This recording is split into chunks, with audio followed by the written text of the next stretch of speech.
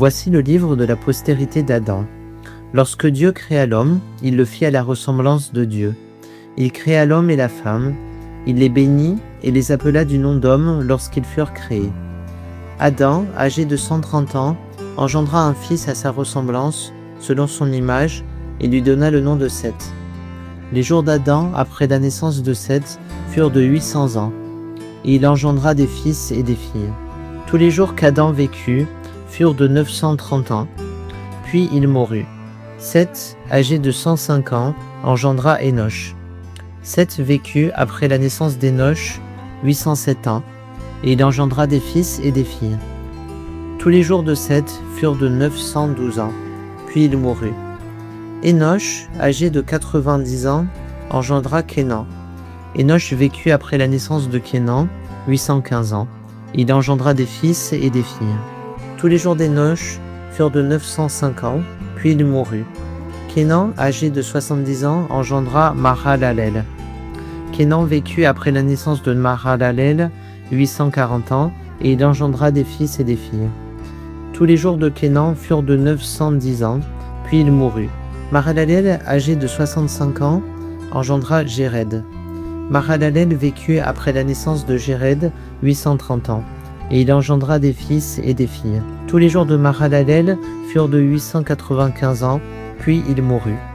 Jéred, âgé de 162 ans, engendra Enoch. Jéred vécut après la naissance d'Enoch 800 ans, et il engendra des fils et des filles. Tous les jours de Jéred furent de 962 ans, puis il mourut. Enoch, âgé de 65 ans, engendra Méthushelal. Enoch, après la naissance de Méthushelal, marcha avec Dieu 300 ans, et il engendra des fils et des filles. Tous les jours d'Enoch furent de 365 ans. Enoch marcha avec Dieu, puis il ne fut plus, parce que Dieu le prit.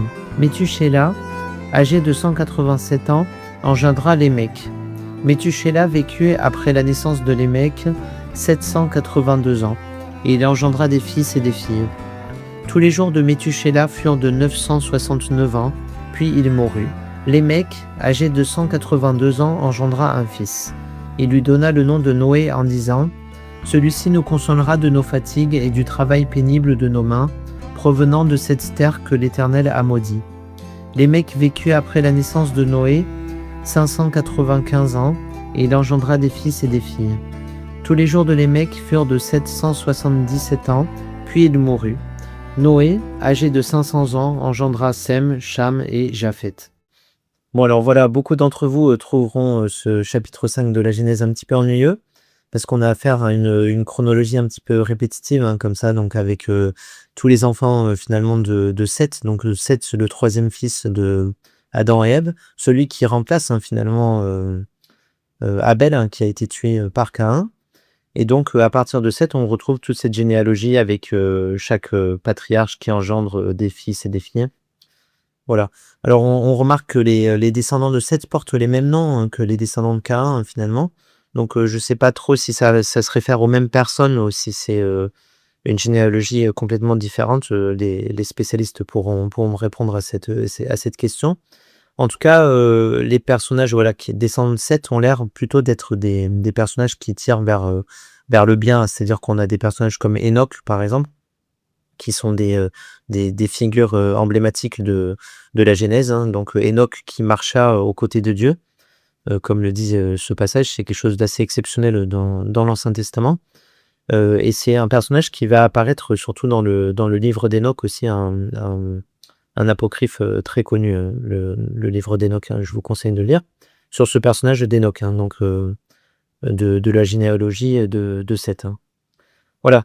Et ensuite, on a bien sûr Noé, qui est à la fin de cette généalogie et qui apparaît comme le personnage qui, comme dit le texte, consolera l'homme du travail sur la terre que Dieu a maudit. Hein. Et on a aussi quelque chose d'assez impressionnant pour les lecteurs modernes, c'est les âges qu'avaient ces patriarches. Hein, donc, entre à peu près 900 ans et 360 ans, je crois, pour Enoch.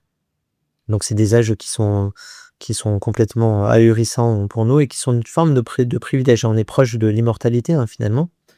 Et dans le chapitre 6, ensuite, on verra que ce privilège va être un peu enlevée à l'homme puisque Dieu, fera, en sorte que l'homme ne puisse plus vivre que 120 ans. Voilà donc un chapitre, qui a quand même, son importance, par rapport, voilà à ce nombre d'années que vivaient les patriarches, au personnage d'Hénoch, qui a marqué l'Ancien Testament, en tout cas la Genèse et puis après le livre d'Hénoch et bien sûr, Noé qui va être comment dire? La raison de Dieu de ne pas détruire l'humanité, hein, finalement. Une humanité, pour laquelle, en une humanité en laquelle finalement Dieu n'avait plus, confiance, à cause de la généalogie de Caïn.